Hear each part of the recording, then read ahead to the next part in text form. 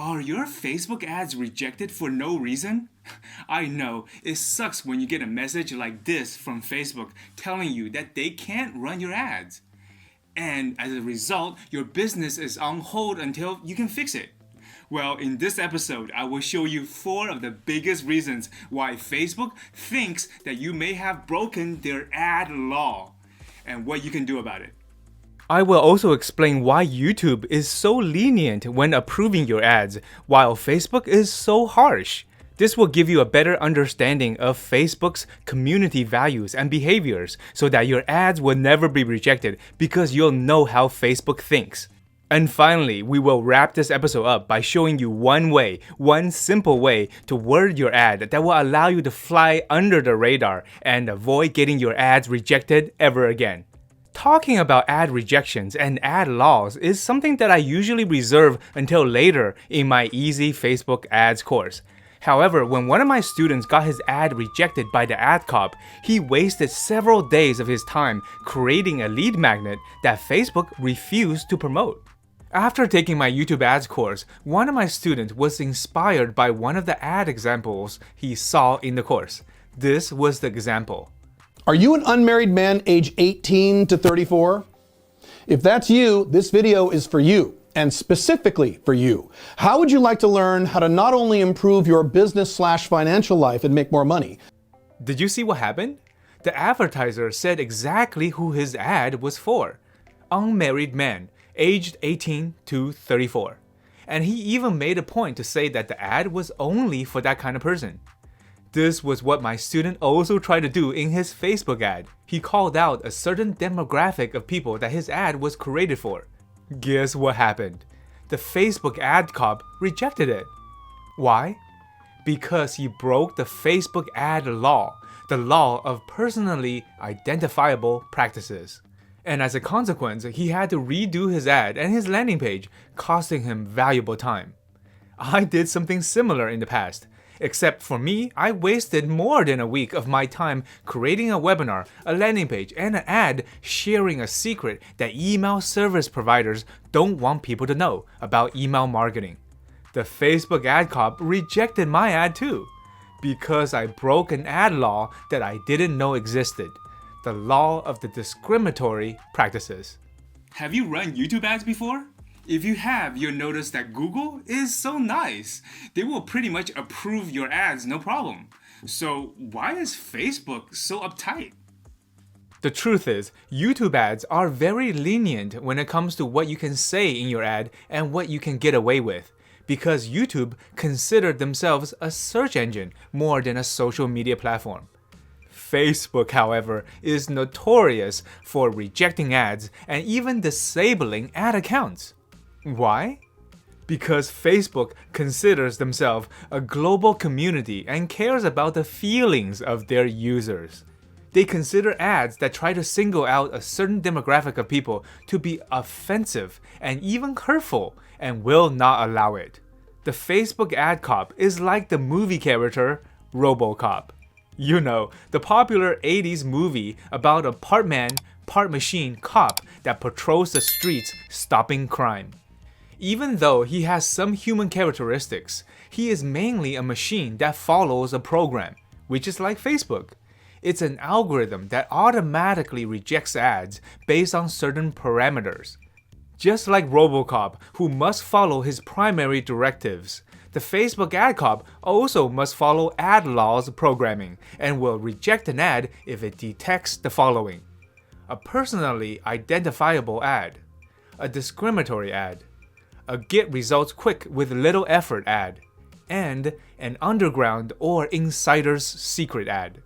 Of course, this list is not only limited to these 4 types of sales messages, but these 4 are the main types that I came across that the ad cop tend to flag down and reject. A personally identifiable ad is you calling out a certain demographic of individuals and saying that your ad is for them. For example, "Attention men over 40, are you losing your hair? Try this new product that will help you grow your hair back." Or, "Are you a woman in your 30s who still don't have a boyfriend? Don't worry, there is still time. Check out our new dating app." The ad cop will likely reject your ad because calling out a certain type of person by their gender, their age, or anything personally identifiable may make people self-conscious and uncomfortable. A discriminatory ad is if you badmouth an individual or a company either directly or indirectly to make a point. For example, my ad was rejected when I said, "Many entrepreneurs don't use email marketing." Why? Because they think it's too complicated. That is what email service providers want you to think. They make more money from us when we use all of their features. Don't do that. The ad cop will likely reject your ad because ads must not discriminate or encourage discrimination against people on their quote-unquote positive vibes only social media platform. A get results quick with little effort ad is exactly as it sounds, claiming that you have a solution to a problem that requires minimum work for maximum gain. Another example is when my ad was rejected when I said, "Email marketing has changed a bit.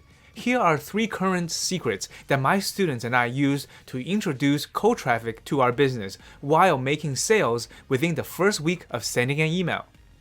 Even though the strategies that I share are not only true, but proven by testimonials from not 1 but 3 of my students. Nope. The ad cop rejected it and flagged my ad as multi-level marketing, stating that Facebook ads must not promote business models offering quick compensation for little investment. And finally, an underground or insider's secret ad is when you are claiming to share knowledge or expertise from inside an established organization. This is a bit of a gray area. Sometimes my ads get rejected, and sometimes it's approved. Like when I share secrets that I learned from working with YouTube headquarters to help people who want to learn how to grow a channel. Sometimes the ad cop feels that any insider knowledge is shady and cannot be exposed or promoted. But other times, the ad cop feels that it's okay, depending on the specific secrets being shared. So it becomes literally a coin toss as to when Facebook stops you or lets you pass. There are many ways to fly under the radar and not be captured by Facebook's ad cop. Since my time is limited with you today, I'll share one of my favorite strategies with you. Use the "how I" statement. One of the best ways to avoid being flagged for personal attributes or multi-level marketing is to use ad copy with the statement, "how I achieved a certain result by or with a certain product or method." For example, how I use this PDF checklist to optimize my Instagram profile in 10 minutes. Or, my email marketing templates that help me get 30% or more open rates every time I sent out a newsletter. Or, get my short 5-minute video that explains how I got my cat to love me and not run away when I want to pet her. You see how this works?